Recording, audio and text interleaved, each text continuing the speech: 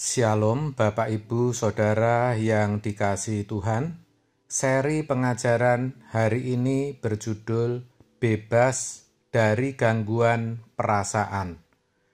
Saudara, yang namanya hidup itu tidak mungkin terlepas atau bebas dari masalah. Siapapun kita pasti punya masalah.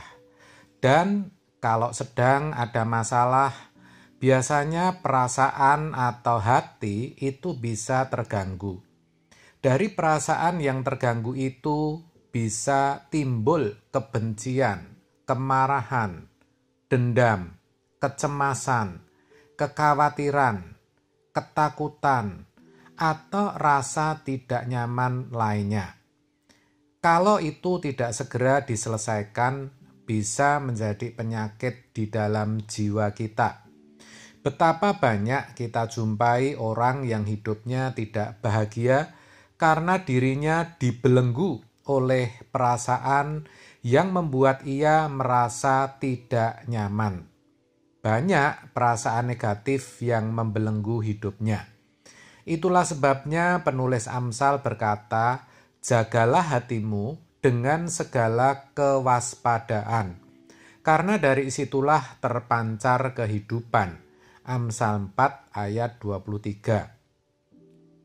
Menjaga hati itu sangat penting, terlebih ketika kita sedang menghadapi masalah.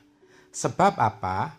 Sebab masalah sering mengganggu perasaan, sehingga membuat kita tidak tidur nyenyak, bahkan tidak bisa tidur, tidak enak makan, sampai tidak bisa makan sama sekali. Ada juga yang sampai stres, bahkan depresi. Bahkan bukan tidak mungkin menjadi benar-benar sakit jiwa tingkat akut atau menjadi gila. Semua itu sejatinya merupakan atau berawal dari gangguan perasaan. Lalu, bagaimana kita dapat lepas atau bebas dari berbagai gangguan perasaan itu? Caranya, kita harus mengubah cara berpikir atau cara pandang kita terhadap hidup yang kita jalani ini. Saudara bisa baca Roma 12 ayat 2-3, Kolose 3 ayat 2. Sepertinya ini filosofis, tapi kalau kita lakukan, dampaknya akan sangat terasa.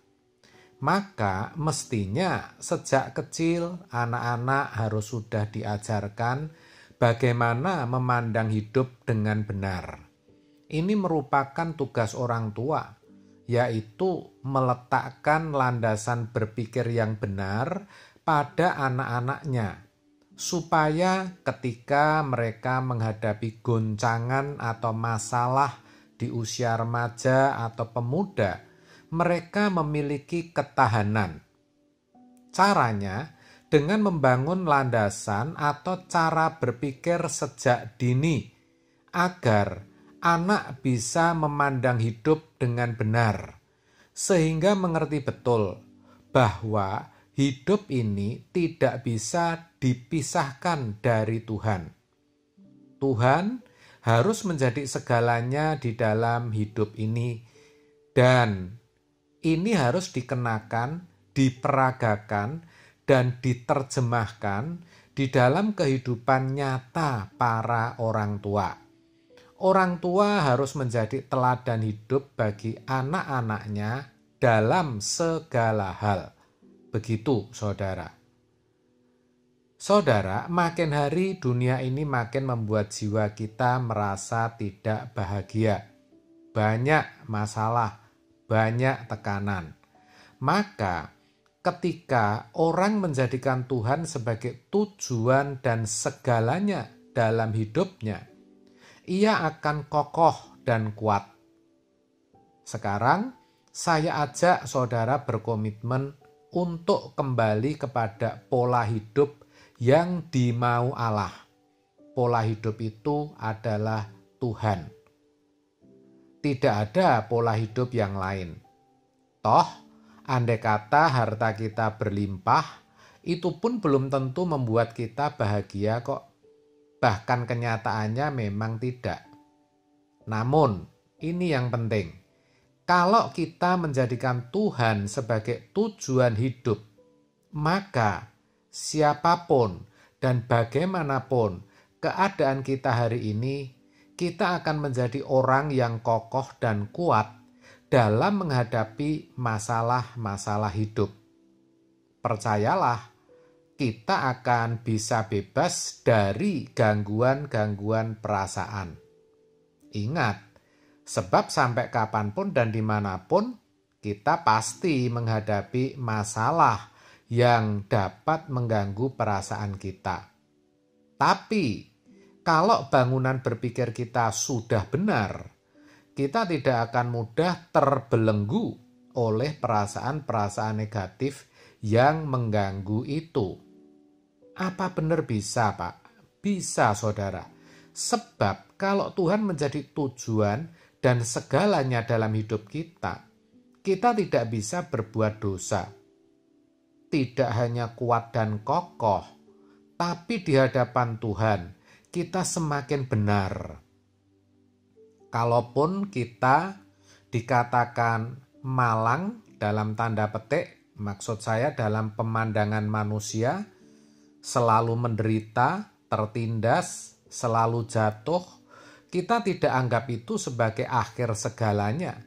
Sebab yang kita pikirkan adalah kehidupan yang akan datang.